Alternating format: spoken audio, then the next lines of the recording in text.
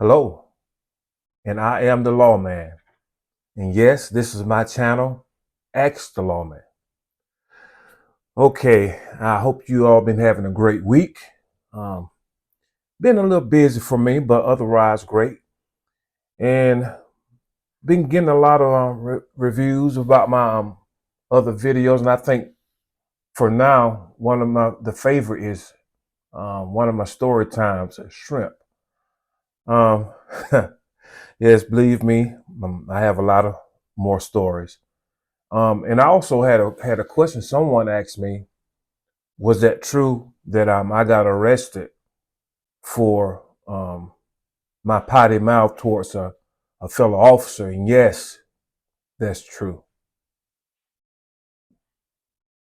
Um, but I'm gonna tell you more about myself. I grew up with a father and a mother in the home. Grew up in a middle class home and stuff like that. And no, I had no idea no even want to be a police officer. Um,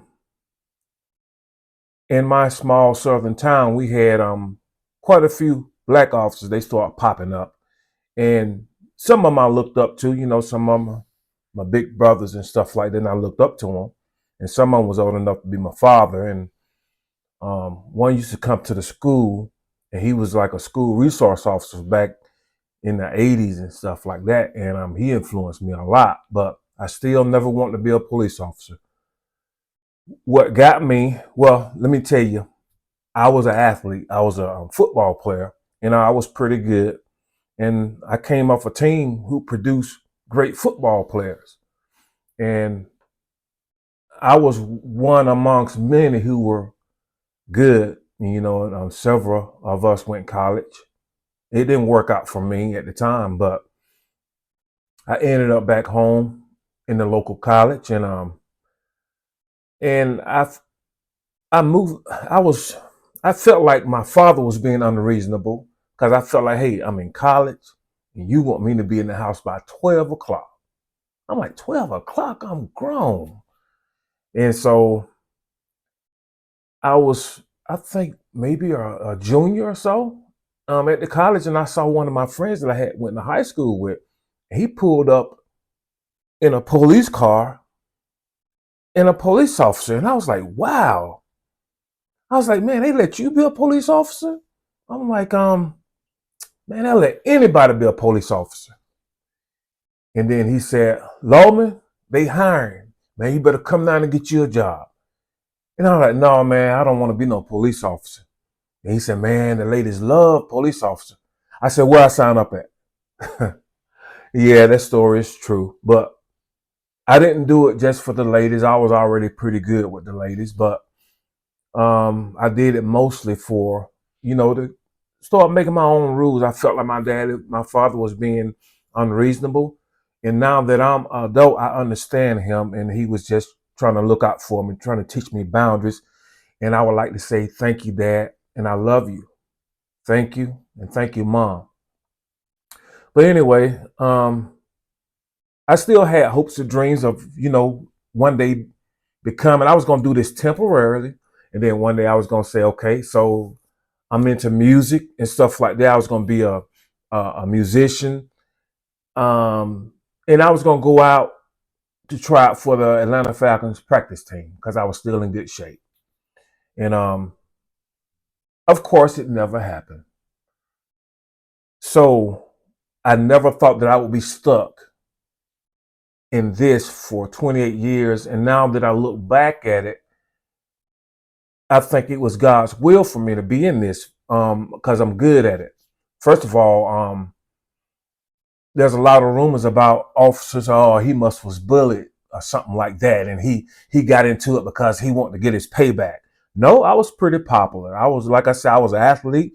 I used to sing to the young ladies. I was an admired athlete, and I didn't never dream of becoming an officer, but it picked me. I didn't pick it. Just leave it that way. And so, yes, and this stuff that I'm sharing with you, um, I have a passion for it. And like I said, out of the years I was in the school system, about 15, almost 16 years. And so a lot of this stuff you can let your teenagers, and I have a very big concern for our teenage boys and girls, especially the boys, because I see a lot of us and our sons are falling by the wayside. And so when I was working in the school, I used to go and I used to teach classes, tell them how to conduct themselves, when they get stopped and stuff that I'm gonna be instructing you to do. But okay, enough about me. Let's get on the subject. Now, I told you I'm gonna give you ways and the secret to coming out and surviving in these backwoods towns when you get stopped by an officer. And you can take this any encounter and it'll help you.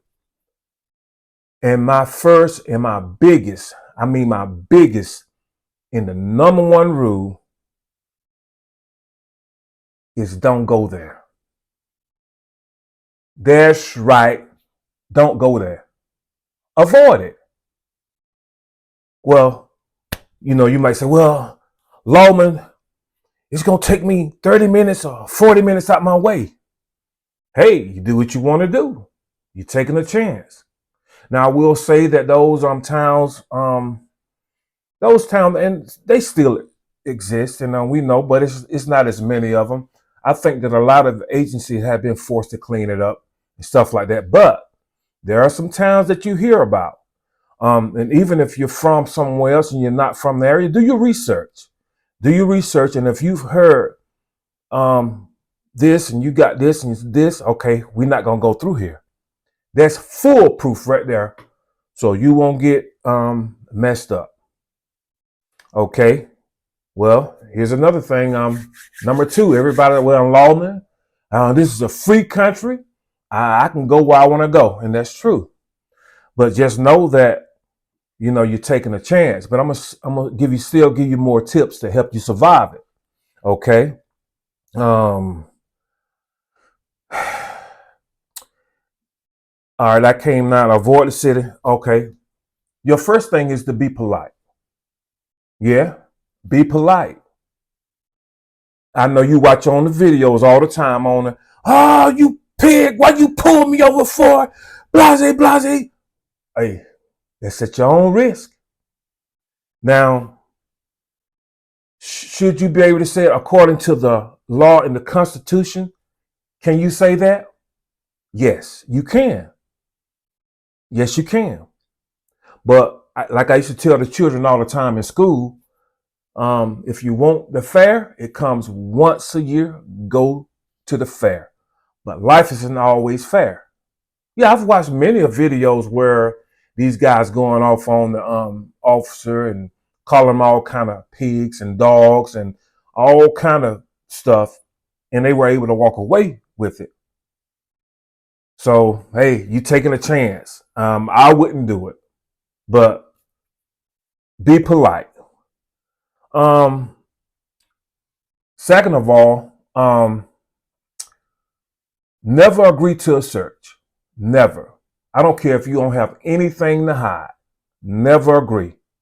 Never, ever. By law, the only ways that we are able to do a search against your will, if, say, they bring a K9 and the K9 alert on the car, or if we see something in plain sight, and of course, marijuana smoke is coming from your car. That's C. So just be smart. Just be smart.